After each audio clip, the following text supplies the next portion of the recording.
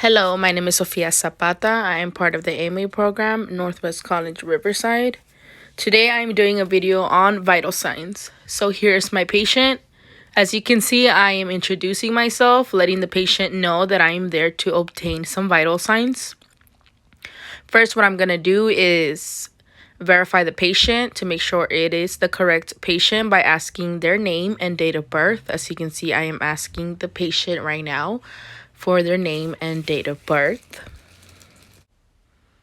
Now we're going to move on with the blood pressure. And as I've said before, you want to make sure that the blood pressure cuff is put on correctly. Here is my patient. I did have some difficulties putting on the blood pressure cuff, but it is okay. I still managed through, and that is what is important. If I keep doing it more and I practice more on different kinds of patients, I will be better in no time. Here, I am making sure that where it says artery on the blood pressure cuff, that is where I will locate the blood pressure cuff. I will pump it to 160.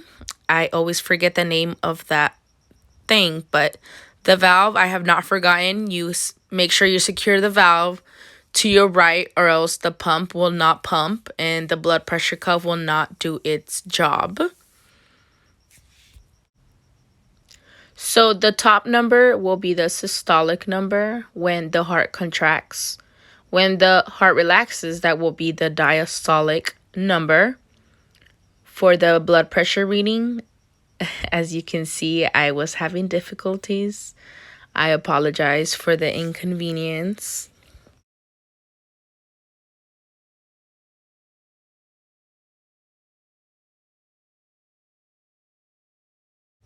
Okay, so now that we have successfully put on the blood pressure cuff, as you can see, I did take the advice and I decided to remove my thumb from the stethoscope and put my 2 fingers on side to side instead. Therefore, I will not be listening to my own heartbeat.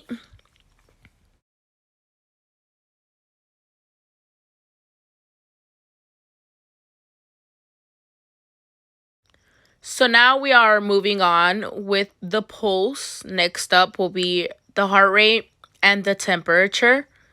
As you can see here, I am looking at my watch and I am reading the patient's pulse. You can do it in a minute or you can do 30 seconds. And whatever reading you get in 30 seconds, you times that number times 2 and you go ahead and you put it on the patient's health record.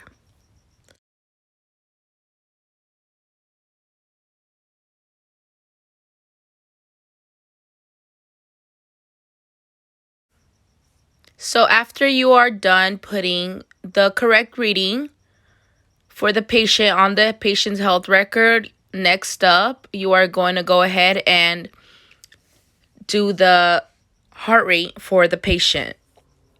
You can do the same thing like you did with the pulse. You can watch her breathe for a whole minute and that will be your correct reading, or you can do it for 30 seconds and again, the number that you get in 30 seconds, you will times the answer times 2, and that will be your correct reading for the heart rate.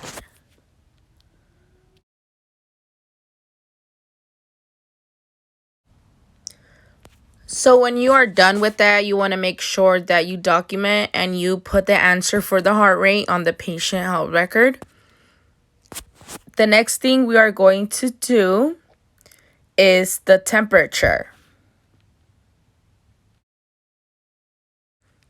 I have never actually used a real temperature machine or thermometer, as you say it, right? A thermometer. So this is my first time attempting to do a reading with this thermometer, and it was pretty easy. As you can see, I cleaned it, disinfected it first with the gauze pad to make sure that it is not contaminated. Here I am doing her reading. Her reading was at 97.2, which is a good reading. A reading of a 101 and higher is considered a high fever. So this is all for today. Thank you for watching.